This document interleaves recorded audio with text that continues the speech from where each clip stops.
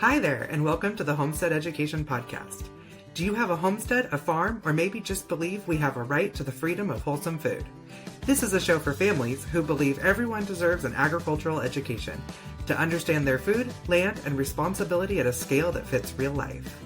I'm your host, Kody Hanner. I'm a homesteader, a homeschool mom of 6, and an agricultural educator who spent years teaching families how to build real skills outside of broken systems. I was raised by an old school rancher and blessed by the grace of God to have been shaped by small town life, where food, work, and responsibility weren't dreams, they were just how you lived. This season, we're digging into how accessible small-scale agricultural education can build capable people, strengthen local food systems, and create meaningful change far beyond the homestead. Join me each week as we talk about food systems, education, and the real-world skills every generation needs, taught in ways that actually make sense. Hi, everyone, and welcome back to the Homestead Education Podcast. So I'm going to give everyone forward warning that if I lose all my words, it's because I'm running on about an hour's sleep. We've had massive wildfires in our area. But I am so excited to have Jessica Clark on today. She's the owner of the Lark Life. We met at a conference and I absolutely love what she's doing. And I can't wait for her to share her story with you. So welcome, Jessica. Thank you so much for having me, Kody. I'm excited to be on the podcast with you. Yeah. So tell us what you do. Yeah, so I am a mom of 4, homeschool mom. I also have my own business. We, about a year ago, moved out to a 5-acre property in Southwest Missouri. So we've got lots of things going on in the garden and all of our animals, raising livestock, raising a lot of our own food, and teaching our kids a lot of this in the process. So I really connected with you when we got to meet at the conference. Oh yeah, I was like, this is my person. So we do that. And then in addition to that, I have been designing and writing quilt patterns for many years, have been teaching quilting classes. I actually get to teach at the International Quilt Festival in Houston this fall in November. I'm super excited to be one of their teachers this year. And in the middle of all of that, I'm homeschooling my kids and I'm always looking for resources and things to teach them new skills outside of just the academics. Mm-hmm. And as a quilter, I just had this light bulb moment of like, oh my goodness, why am I not, sharing what I know with homeschool families? I've watched my daughter, I have a 14-year-old who this year has really just taken off with her sewing. She has made quilts and she made a quilt coat and a quilt vest and she's made all her little shorts for summer. I mean, she's just really taken off and flourished with it. And that is like something I'm so passionate about, just watching my kids grow and learn all of these new things and kind of getting to be there for the journey with them. So, well, that must make you so proud to have her, like stepping right up in your footsteps. Oh, yeah. And then in the middle of everything, there's the garden happening, farmers markets, all the things, just connecting with the community and doing what we can here in our little piece of the world. Yeah. I love that, reaching out for skills beyond the academics. And, I think so many of us have that story right now of we have a desire to teach something, especially to our own children, and the resources just aren't out there. Yeah. And so, I mean, that's basically my story too, is I was just shocked that there wasn't an agriculture and going into the home economics type skill sets for curriculum on those skill sets. And so I've been pursuing that for years with the food and ag, and I've kind of gone into survival and small engines and those types of things. Yeah. And so many of those things that maybe even were available are being cut and taken away. And so there's such a need, I feel like, for people to learn these real valuable skills, being able to make things with their own hands, do things with their own hands for themselves. Yeah. And, the passion that we have for these things when we're teaching them and when we saw that need, I see that with my own daughter now. And I think you met her on the trip. Oh, yeah. Yeah. I could walk away from my booth and that girl rocked every second. She's amazing. She is. She's a rock star. Yeah, I'm thinking about keeping her, but she's really picked up on the food aspect of our house. She does all of our food preps and she does a lot of our cooking and meal planning, and we still do a lot of that together. But it's so awesome to watch her grow into that. Yeah, yeah, that is awesome. And that's something that we've seen in my own home. So this is our first year, this past school year was our first school year back homeschooling.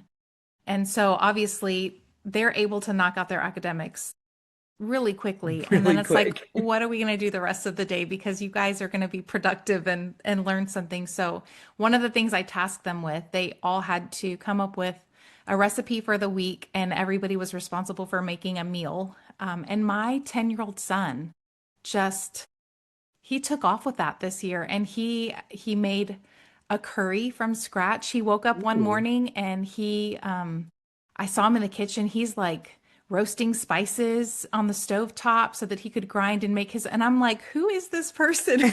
But watching him serve our family this meal that he's prepared with his hands and seeing the confidence and the pride that he had that he fed his family. So, and everybody at the table, all his siblings are just going on and on about how delicious it was. And that just kind of fueled this thing to keep him like the next week. He was like, oh, mom, I've already decided what I'm going to make. This is what we're going to do. And just kind of having those little moments that where they're motivated on their own to learn these Hmm. things. I'm not having to push it all. They're so excited and eager to pick up. I created this like atmosphere, this environment for it to happen, but then they just take off and run Just with it. So it's thriving in not it. like mom is telling him, "Oh, you have to do this." He's like, "Hey mom, guess what I'm going to do?"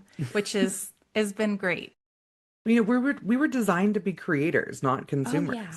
Oh yeah. And as people, as we've moved away from that creator lifestyle, it's actually like left a gap like in our, it causes anxiety, and then you're trying to fill it through just consuming media and things like that. And when kids are getting to like get their hands dirty and create something and go through the frustration of trying to figure it out, like that dopamine hit that they get from that is so much more powerful than the 3-second scrolling. Oh, yeah. And having to, creatively problem solve. And then when they get to that solution, just the pride that they feel and the sense of accomplishment and the confidence that then and the next thing that rolls around, they're ready for it.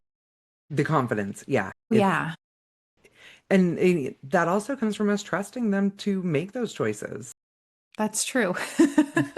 That is true. And really, I which sometimes means I'm scrubbing jelly off cabinets, but Well, that's what I was going to say. That means that I have to kind of step away from my kitchen and just let it become what it becomes. And obviously, guiding along the way, but giving them room to explore, giving them room to make mistakes. Early on, when my first daughter was born, she's 17 now, but when she was, 3 or 4, she was in that stage of wanting to be in the kitchen and help do all the things. And so she was helping me bake something, and she turned on the mixer and the flour just, exploded everywhere. And I honestly, I just wanted to have that moment of like, oh my gosh, what did you just do? But I took a minute to we are breathe sweeping that with your hair. and just realizing it's more important to me that she's in the kitchen with me trying to learn these things versus the kitchen all being clean, Hmm. right? And so by choosing to stay calm, and so I just was like, oh, I do that all the time because I've done that many times myself. And I'm Yep. like, why am I going to get upset when I've done the same thing? And it's not a big deal, and we can clean it up together, move on. But she doesn't have this thing now where, oh, I don't want to go in the kitchen because I Hmm. don't want to make a mess and make mom mad. Well, and it's like too many, even us, like, we have kind of been taught that our kids don't belong with us. Like, your role in the house is to stay out of my way. And that's such a shame. Like Hmm. my my husband and I very early on made this conscious decision. Like we're gonna keep living our life and doing the things that we're doing, and our kids just get to come along for the ride with us. So if we're going on this adventure, well, how do we do this together versus, finding a way to keep them out of the way so that we can continue doing our things. Mm-hmm. And because of that, they have learned and grown so much. And just us as a family unit, how close we are. Um, I wouldn't trade that for anything. I had never seen that until we started homeschooling our kids. Like in none of my friends' families, I was an only child, so, I really didn't see it at home. Yeah, But I think there's like this stigma that you're supposed to not like your siblings or not like your parents. right, And, right, social media and TV shows and everything, like alludes to that. But yet we spend all of our time together and genuinely enjoy each other. And this, our kids genuinely enjoy each other. right. And we're And even a blended family. my husband and I are fortunate. We both come from families that are pretty close knit. Like we enjoy getting together at the holidays and seeing everybody and, we'll spend vacation time together and do different things. So for us, it was kind of like, well, of course, we want to make sure that we're fostering an environment in our house so that our kids are each other's best friends and Hmm. that we like to spend time doing things together and that one day when they're grown and gone, that they'll want to come back together. That everybody just doesn't kind of go their separate ways and that's the end of it. We're not looking to be done in 18 years. We're hoping Mhm. to, have this tight, close-knit family unit for forever. I really hope that for you. Our two oldest boys moved out a couple years ago. They're 21 and 22. And they, really wanted to spread their wings. And over the last year, they have come back. And Hmm. not that we didn't see them and stuff, but it was like, sure, I'll come up for Thanksgiving. And now they hang out all the time. They come up to just watch a movie on a Friday night and spend time with their younger siblings. And my 21-year-old and my two 17-year-olds are on the fire department together.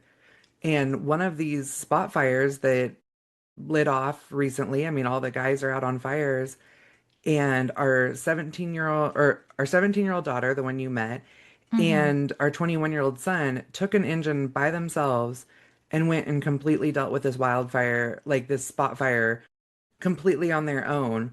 And I just caught a fly with my hands. Totally didn't mean to. Um, yeah, farm life. They went and put this fire out completely on their own. And by the time my husband got there, he's the chief, and like, so he was like trying to hurry and get there to make sure the kids were handling it. And they handled it so well that the homeowner came out and he's like, "You were training these kids great. Like they worked together like a well-oiled machine." And they got the fire out on my property, and I like had nothing to worry about. And he actually ended up handing my husband a big check for the fire department. Ah, that's awesome. Well, And and how cool that your kids can, they were so proud of themselves. yeah. And as a mom, I just can't imagine how proud you must have been, like hearing that report and being like, "Yes, those are my babies." Yeah. I definitely was just like, and those two, they kind of like, they bicker the most, but it's because they're the most alike. And to hear like that report on them was just really amazing. Oh So, yeah. That when it came down to it, they can work together and get along and cooperate and all those things that you've worked so hard to kind of teach them. right. I'm like, I'm so glad somebody else gets to enjoy them working wonderfully together. Now, can y'all do that at home? Right? Because those are the first two to like start, beating each other up. And I'm like, oh my gosh, like, Oh yeah. can we just Yeah. have a meal without a black eye?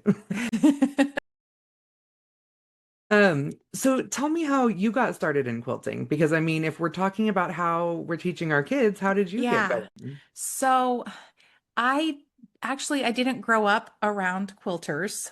Nobody in my family quilted. My grandmother had quilts all over her house that she would buy. And so Mhm. when I would go to sleep at her house, all the beds had quilts on them. That was something that I remember so fondly and like having the best night's sleep ever with her ceiling fans creaking and all cuddled up under those big quilts. So when I started having my kids, I wanted to have quilts like that in my house for my own kids to, snuggle up with and be all cozy. And so I started looking. They were hard to find and they're very expensive. And I've always been one that was just like, well, I can make that. Right. So I started watching some videos. There Yeah, was I have that gene too. There's nothing I can't do. oh, that's yeah. That I think that's why I connected with you so well at that conference. I was like, she is my person. But I went to a quilt shop. There was a quilt shop about an hour from me, that they had classes, and so I signed up for a block of the month class. I showed up with this rickety old sewing machine from a thrift store that didn't even really function properly. I Oh had no no. clue what I was doing, and I walked in the door and felt completely like a fish out of water. And I just knew at any second the ladies were going to figure out that I did not belong there. Aw. But I sat down at that table and they were so welcoming and so helpful. And I ended up leaving that class with my first quilt block completed and felt so proud of myself in that moment and got to share that with my husband and my kids. And it was one of those things, it was so relaxing for me. Life was very stressful at that time, and being able to go do that, I walked out feeling so refreshed. Just that creativity that I was able to put into that and that time that I was able to spend on that project.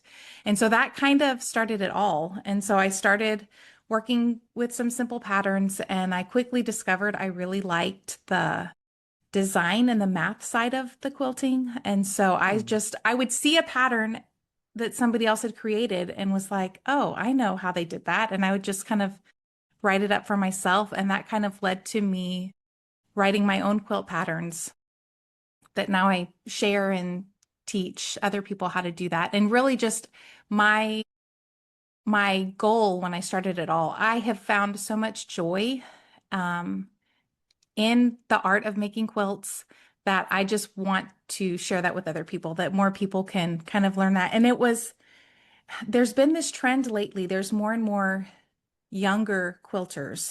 But when I first got into it, most of the quilters, like when I showed up in the room, uh, I was always the youngest one there, and they were all retired, not even like grandparent age, but like great grandparent age. They Oh, were an older group of people, and they were constantly, there was this conversation around, quilting is going to die off with us if more people don't start doing this. So being able to share it even with this whole new younger group of people who want to learn, so we can keep this alive so that it keeps going. And again, it brings me so much joy. So to be able to share that with other people is um, really, really fulfilling for me. I don't even have the words at the moment because I just felt that so strong. Um, and with all these like handcrafting skills and cooking and so many things are just going by the wayside. Hmm. And to see so many people in our world trying to bring that back. Like when I Yeah, say our world, like and that so many of the homeschooling kind ladies, of. so many of them were like, "Oh, like I do this, but my daughter wasn't interested." Or, my granddaughter wasn't interested. And so even Mhm. these ladies that they've tried to share it with the people in their lives, but they haven't really valued it or appreciated it. And so to be able to kind of help people see it in a new way. And then as I got into quilting, I just started with really traditional piecing. Um, and I quickly discovered how deep of a well quilting is. Like it's not just patchworking. There's all kinds of art quilts and collage quilts, and there's so many different techniques and so many different things that it's um, this huge thing that I'm like, okay, I don't know that I will ever fully learn and experience all there is to learn, even just in the quilting realm, because there's so Wow. much. So it's one of those things that's always exciting because I can keep growing in my skills and keep learning new methods and new techniques while I take the things that I have learned and share those with other people who can learn to do those things. So, That must feel so good. My daughter and I were putting together a cookbook right now, and it's called Grandma's Old Recipe Box, and there's going to be like a story woven through it of how we didn't have Grandma's old recipe box. So we are creating those traditions and those rhythms together. I love that so much. That is incredible. And then to think like 2 and 3 and 4 generations down that they're going to have this thing that you didn't have, but that Mhm. y'all got to work on together. And that's amazing. I love We're that. we're having a lot of fun with it. And she's really proud of herself. I'm hoping to be able to get it published like around her 18th birthday as kind of a, Oh, because we're putting yeah. both our names on it. So, Yeah. Oh, that's that's awesome. so when you start teaching kids, like where do you Hmm. start with quilting? When, I mean, like, I know that's kind of such a big question, but like, where would you Yeah. start? So something I didn't share in the beginning about myself. So I'm actually, I have my master's degree in education. I'm a certified Okay. teacher. I've taught special ed kids. So I, Like just real quick on that one. yeah, All my kids are have some sort of neurodivergency, and I feel like that pushed me into the parent and teacher and curriculum creator that I was yeah, meant to be, but I would have yeah, never reached that level had I not had all those challenges. yeah. And I think all parents kind of deal with some of those things to a certain extent.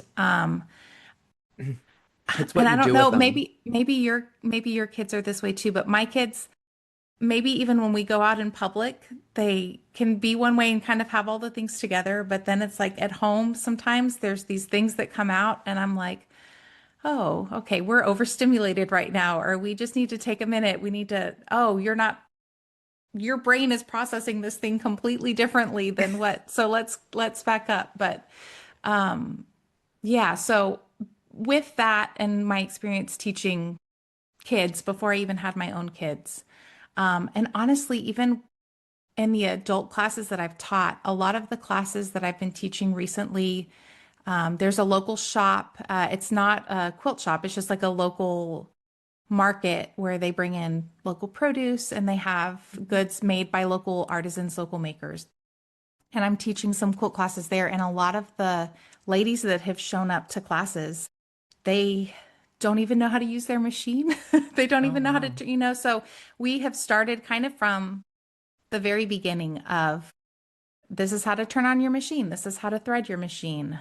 This is the basic, like if something is funny, this is the basic steps you need to do, rethread your machine, redo your bobbin, and normally that fixes it. So we kind of start there and then just um, basic straight stitches. We teach, so like with the kids, we're going to start with a very simple block. I'm going to be teaching a variety of techniques and methods. So we're going to do some very traditional blocks. We're going to do some more modern blocks with curved pieces.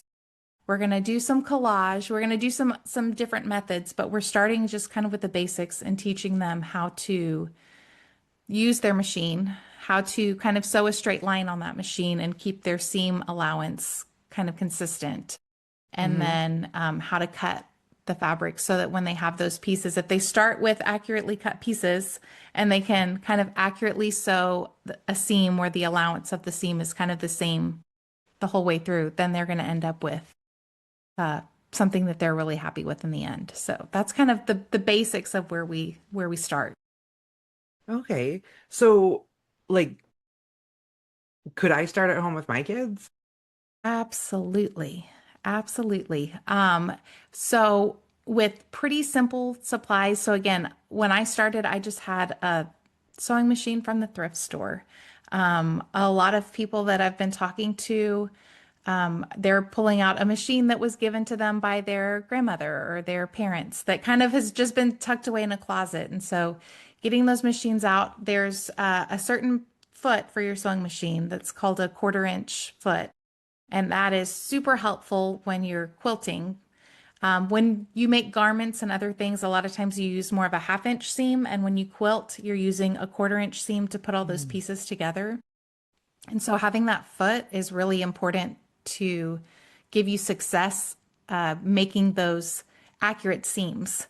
And the reason those seams are so important, when you say you put 4 squares of fabric together, and you want them to kind of all line up and meet.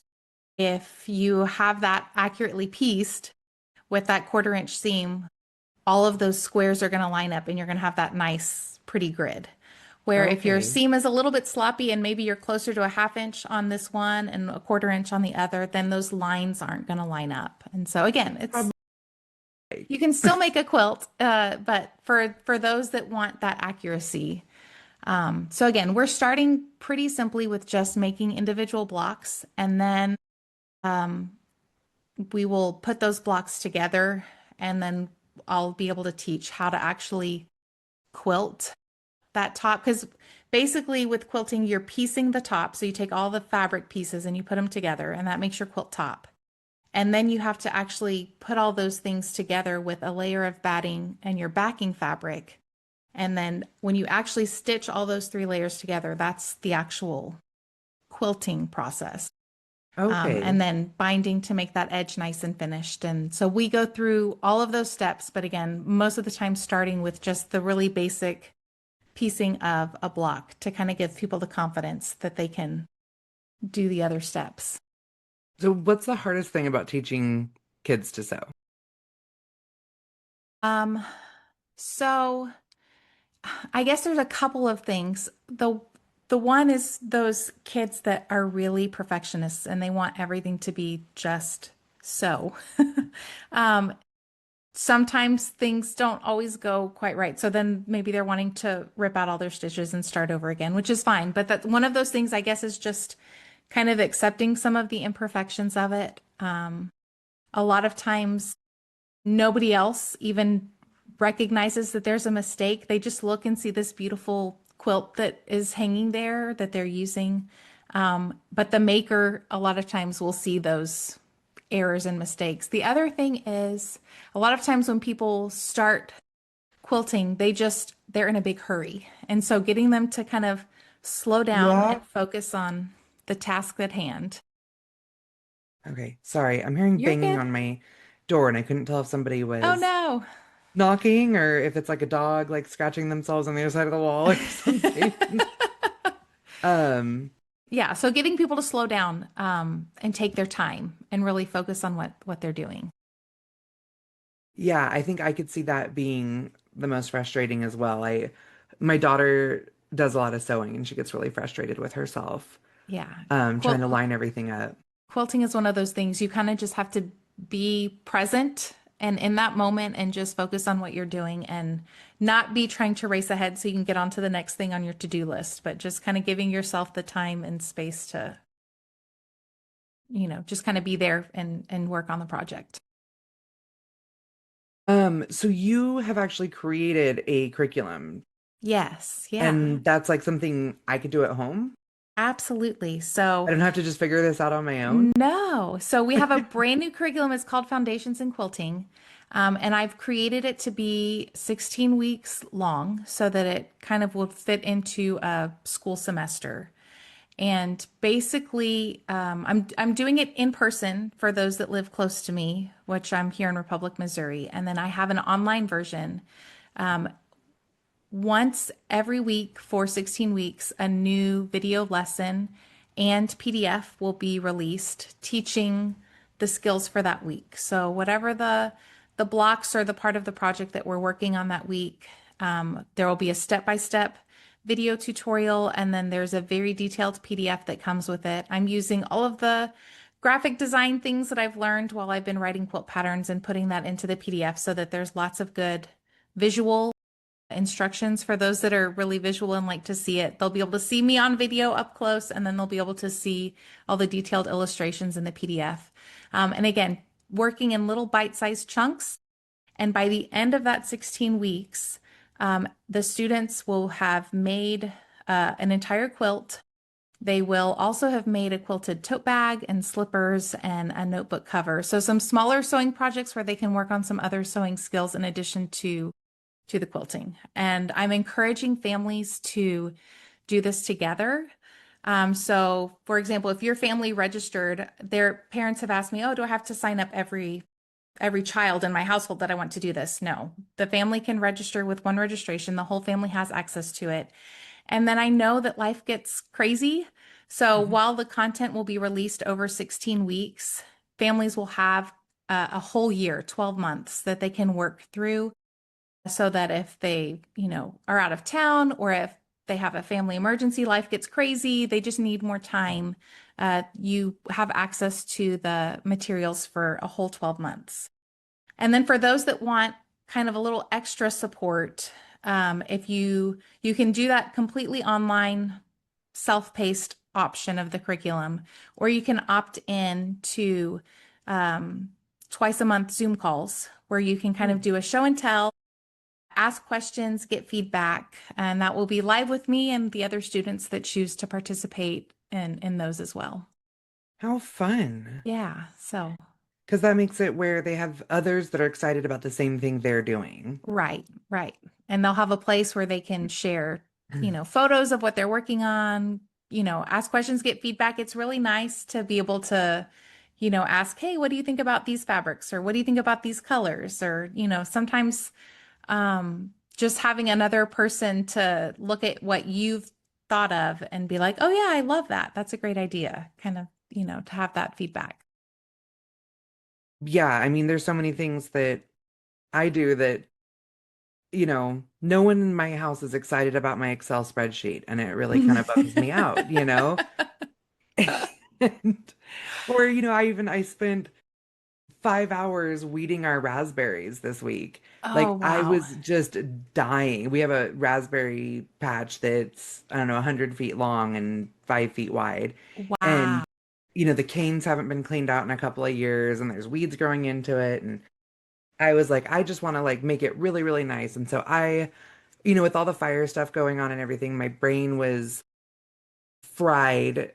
And I was like, I just can't work, like, do my normal, like sit down at my Yeah. desk and work. I had to do something physical. And I mean, I just busted booty out there. And all the guys got home from the fire. And I'm like, what do you think of the raspberries? I weeded them all. And they were like, great. Woohoo. Yeah.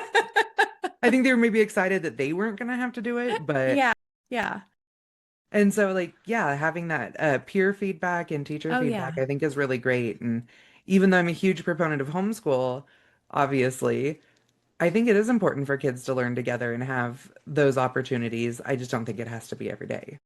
Right. Yeah. And I've had so many moms even that have gotten so excited about the curriculum because quilting has kind of been on their bucket list of things that they want to Hmm. learn. And so they're like, can I do this with my kids? And I'm like, absolutely. Like what better way to learn than to learn together? And that's one of the things I love so much about kind of the life we're living and having the kids, going back to what we talked about earlier, just them being a part of our life and kind of doing all the things with us, but that also means I get to be a part of the things that they're doing and the things Hmm. that they're learning. So they may take an interest in something that I have no clue about, and I'm like, okay, well, let's figure it out together and let's learn and grow in this together. And I always say that's you need to be exciting. humble enough to say that you don't know how to do something and be willing to learn it.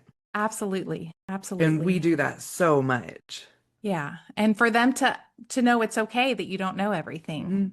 Like that's totally okay. But if you don't know something, okay, well, how do we find the answer? How And can we people get figure a this lot of like out? really defensive, like if they don't know something, and rather than being willing to learn it, they like put up that wall of either they don't think it's like, oh, I don't know how to do that, but they like feign it as I'm not interested in something like that. Right. Right. And it's okay to just say, I don't know how to do that. Teach me. Yeah, absolutely. Absolutely. And even if it's not necessarily, my cup of tea, maybe it's not something that I really love, but if they love it and I can be kind of there cheering them on the sidelines and again, like you said, having somebody that's interested in what you're interested in, a lot of times that goes a long way. So I don't have to be an expert in that thing and I don't even have to love it, but just being there to encourage them in their learning journey is a lot of times really helpful for them. So, how do we get your curriculum? And what do Yeah. we need to be able to accomplish it? Yeah. So you can find the curriculum on my website. So if you go to thelarklife.com, there is a tab called Foundations in Quilting. And so you click that tab and it goes over all of the information, kind of answers the basic questions that you might have about the course. It'll give you a kind of an overview of what we'll be learning for each of those 16 weeks. And then there's a link on that page that takes you to the pay portal. You can set up to make a one-time payment, or you can set up a payment plan if things are tight and I wanted to make it as affordable and as accessible to as many families as possible. And then once you have done that, you will get an email to create an account to your portal where you're going to be able to access all of the videos as they come out weekly and all the PDFs. Those will also be emailed out to people. And then when you sign up, you get free access to 2 classes that I already have available that I have taught adults in the past. So there's a sewing machine basics class that walks everybody through the basic parts of their machine, what all the things on their machine do, how to use their machine, how to troubleshoot some basic things. And then the second free bonus that you get instant access to is a beginner quilt lab, where I walk you through how to make a very simple, like 36 by 36 little throw quilt. And so that kind of can give you a basic understanding and idea of what's going on. And then as far as getting started, what you need, you'll have, your computer that you can log in and access those things. You'll need a sewing machine with that 1/4-inch foot. You can have And whatever any random, sewing machine have the 1/4-inch foot swapped out? yeah, Right. any sewing machine you can buy the 1/4-inch foot. You can kind of just search for it online, and they make them kind of a universal one that fits all machines. So as long as you have that foot, and then for cutting out the fabric, most like the old school way of cutting out fabric, you just have your paper pattern, you trace it out, you cut it with scissors. But now, when I cut fabric, I'm using a cutting mat and a rotary cutter. It gets much more Ah, the rotary accurate cutter. cutting. I have So, I have a print shop for like the publishing that we do, and yeah, I want a yeah. rotary cutter so bad. Well, maybe this is your time to get one then, Right? because you can multi-purpose it.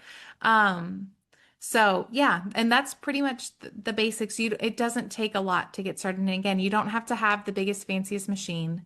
My daughter has been making all of the things that she's been making just with a simple machine that we bought at Walmart for like $100. So it doesn't have to Nice. be high end or fancy. Again, if you have a hand-me-down machine, one from a thrift store, those will also work fine. The biggest thing is just making sure you order that 1/4-inch foot before we get started so that you're not frustrated. You can do it without it, but you'll be a lot less frustrated if you have that foot. Does anyone hand quilt anymore? Or I mean, I guess you can, Yes. but is it Yeah. Yeah, there are a lot of people who still hand quilt. They do not want to use a machine, so they piece by hand, they quilt the layers together by hand. So that is still a thing that happens, and we'll explore some of that, but most of what we're doing in the course is going to be with a machine. okay? I was just curious for myself because one of my things that makes me feel good at the end of the day is Yeah, to maybe sit and I'll do cross stitch or I'll, sketch or something. And that's like my creative release at the end of the day. So I could see myself really enjoying hand stitching where I can yeah. kind of like finally relax at the end of the day, sit in my chair, not have to be like up at a sewing machine. Yeah, and there's some paper piecing techniques that people do a lot of that by hand. And it's one of those smaller things that you can just like grab and take with you if you're going to be sitting in the doctor's waiting room, or you have, your kid's soccer practice and you're going to be sitting and have some time where you can kind of pick up those things and take them with you. And then again, the hand quilting, once you get all of those layers, you can quilt those. And there's a lot of younger modern quilters that are doing really large hand stitching on their quilt so that the stitching Okay. itself is part of the decoration on the quilt. So it's Ooh, not just functional, yeah. it's also, beautiful. There's some young girls here in our town that they make beautiful quilts and they do some really unique things with them. And so, I mean, you don't have to be a great grandmother to quilt and quilt. Yeah, and again, the sky is the limit when it comes to quilting. If you can dream it up and imagine it, you can probably figure out how to make it. And I've also had parents asking me, so while sewing and quilting has kind of traditionally been something that girls did, I do have boys signed up for the class. And I do think it's My important son, for boys to learn how to do these things, just like I think it's important for my girls to learn how to fix machines. And, we hmm all need to learn how to do all the things. yep. I feel So, the same way. My 9-year-old son realized that my daughter and I have matching sewing machines, and he wants to know like why he didn't get one. uh-huh. And Why didn't so he get one, Mom? he was 2 when we bought them, but Oh, that's so acceptable. we are talking about this winter, like even if we don't get him his own just yet, her and I starting to teach him how to sew. So, and he's Oh, really yeah. excited about it. And my husband, he's definitely like, the big manly man, but he has no problem wanting to learn those skills himself. And so it's really Oh, fun that we yeah. can do that together. And my 21-year-old having moved back home, he's making chicken fried steak and it's we've never really like looked at those roles that way. Right, right. Which is, Yeah, I think that's so great. Because again, I think sometimes we limit our kids. Maybe they have an mhm. interest in that thing, but they're afraid to tell us that out loud because they already think that we're going to be like, oh no, that's not for you. Well, on a But farm, everybody does everything. So, for sure, for sure. well, we're about at the end of our time, and honestly, I just got a text message that our local power company is cutting power in No. about 14 minutes Wow. because that's what started the fires last night, and we're having another wind event. So, at the end of all my episodes, I really like to ask everybody, what does keep growing mean to you? Yeah. So for me, I think so many people kind of see life as this race where there's a finish line that you can like get to the end and like you've made it.